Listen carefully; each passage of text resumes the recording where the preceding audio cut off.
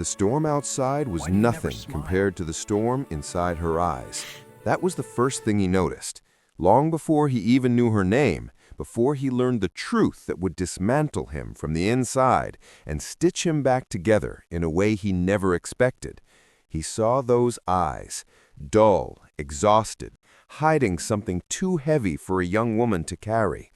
And still, despite everything, she kept moving from table to table with mechanical precision, like someone who had forgotten what it meant to be alive. That morning, as the rain slapped against the diner windows and thunder muttered like an old man complaining in the sky, something inside the single father shifted. He didn't know why he kept watching her. Maybe it was because she seemed out of place among the bright neon signs and the chirping customers. Or maybe it was because she never once lifted the corners of her lips to form a smile. Not even when the other waitresses joked with customers, or when someone thanked her for the food. Not once. And the bruises hidden beneath her makeup were faint, but not faint enough. Before we go deeper, if you believe in kindness, second chances, and the impact of small acts of compassion, please like, comment, share, and subscribe to the channel. It helps us bring more stories that remind us of humanity's quiet miracles. He was a quiet man, Daniel, a single father, not by choice but by fate, carrying the weight of two roles as best as he could. His 7-year-old daughter Lily was the center of his world, a spark of joy that kept him going even when life tried to break him. He wasn't wealthy, but he worked hard, piecing together small carpentry jobs, managing bills, and trying to give his daughter the childhood she deserved. The diner had become their weekend tradition, not because the food was extraordinary, but because it was the one place where Lily felt excited and Daniel felt at peace watching her enjoy her pancakes. The diner's warmth contrasted with their small, slightly drafty apartment, and the routine meant everything to both of them. But over the past few weeks, the new waitress had caught his attention. Not in a romantic way, he wasn't ready for that, but in a human way, a way that grated at his conscience. He knew the look of someone carrying wounds. He had worn that look for years after losing his wife to cancer. He had lived through the days when even sunlight felt like an insult. So he recognized pain when he saw it. And this waitress, Emily, wore it like a second skin. She moved like someone who was being careful, her breathing shallow, her shoulders tight, her voice barely above a whisper. Daniel watched her hands tremble slightly when she placed plates on tables or filled coffee cups. Once he noticed her wince when she reached too high for a cup on the shelf.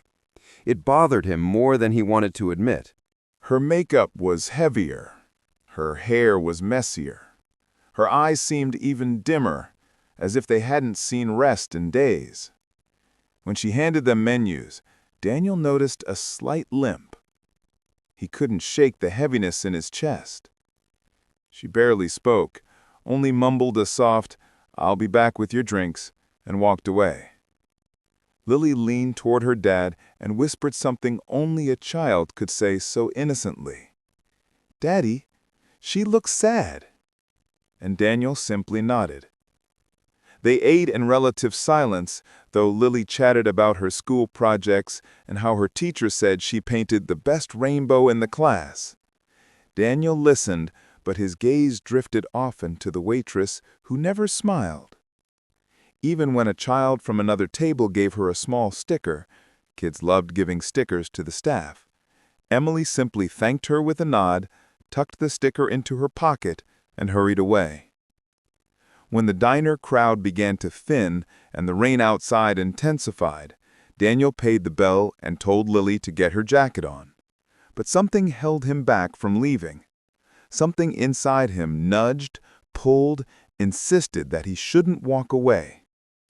Maybe it was because he had once wished that someone, anyone, had asked if he was okay when he was drowning quietly.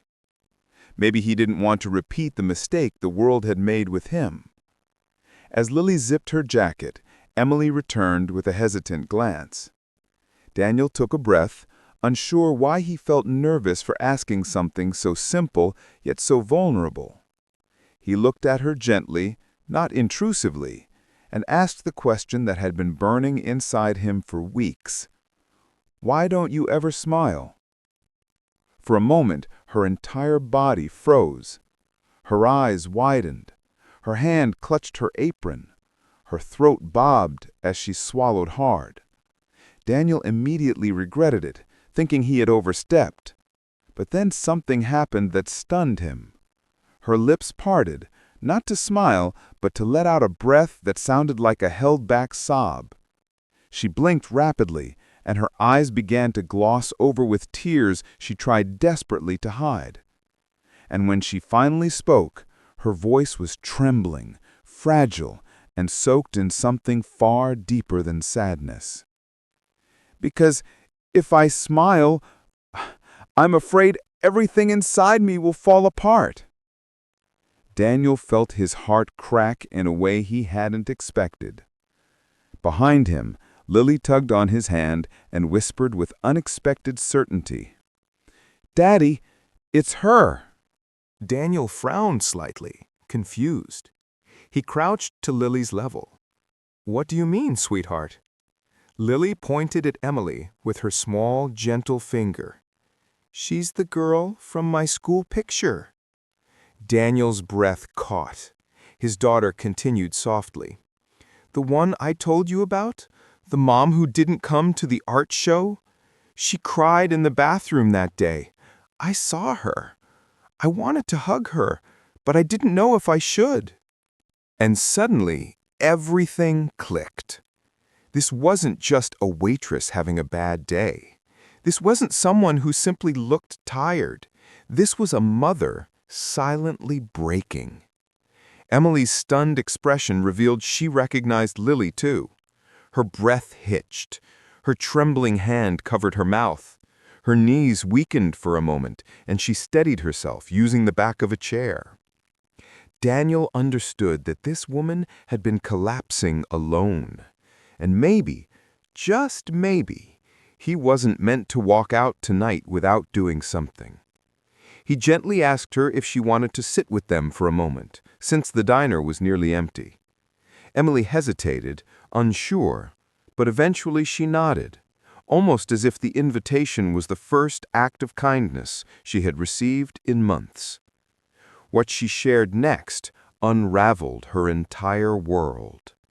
She told them she was a single mother too, not because she chose to be, but because her husband had abandoned her a year ago, leaving behind debts and a home she could no longer afford. She worked double shifts at the diner and cleaned offices at night. She barely slept, she barely ate, and the bruises on her arms weren't from an abuser, at least not a human one, but from fainting spells caused by exhaustion. Her smile, she admitted, had disappeared the day her husband walked out with the last of their savings. She tried to keep life together for her 5-year-old son, Noah, but she was failing in ways she felt ashamed to admit. And then, in a voice that broke Daniel's heart, she said, "Every day I tell myself to smile so my son doesn't think his mother is fading away, but I feel like I'm disappearing piece by piece." Her hands covered her face as she cried, quietly at first, then harder, as though she hadn't allowed herself to break for too long. Daniel didn't judge her, because he had cried in the dark too, in the quiet places where no one could hear him. Lily, with the purity only children possessed, climbed out of her seat, wrapped her arms around Emily, and whispered, "You don't have to disappear." Something in Emily's chest gave way. They talked for almost an hour. The rain outside softened into a gentle rhythm. The diner lights dimmed as closing time approached. Before leaving, Daniel paid for their meal and handed Emily an extra envelope, quietly, discreetly. Not tips, not charity, just help, because he knew what it meant to need someone and not know how to ask. She shook her head, refusing. but Daniel insisted in the kindest way possible. Their lives slowly intertwined after that night. Daniel began stopping by the diner more often, not for the food, but to check on her. He offered to fix her broken porch step for free when he discovered she lived only a few blocks away. Lily and her son Noah became fast friends, sharing crayons and laughter that echoed through their small apartments. And slowly, so slowly it was almost invisible at first, Emily began to smile again.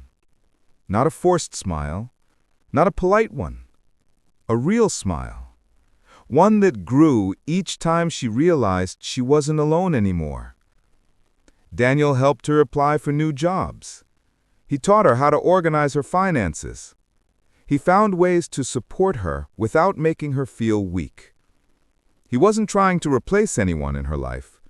He was simply being the kind of person he wished someone had been for him during his darkest days.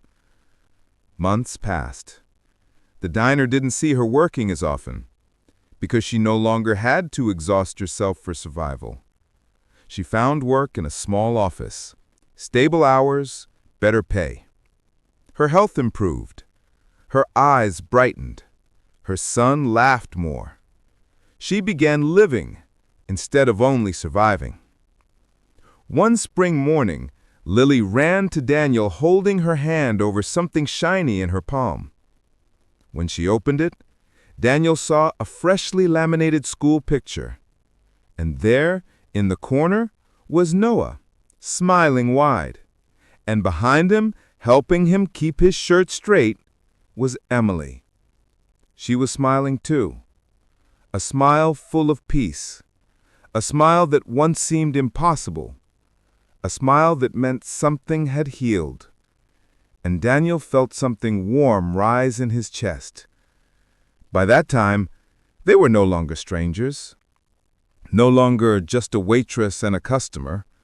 No longer just two parents trying to survive. They had become each other's support, each other's reason to keep going. Their children acted like siblings. Their lives intertwined naturally, without pressure or expectations.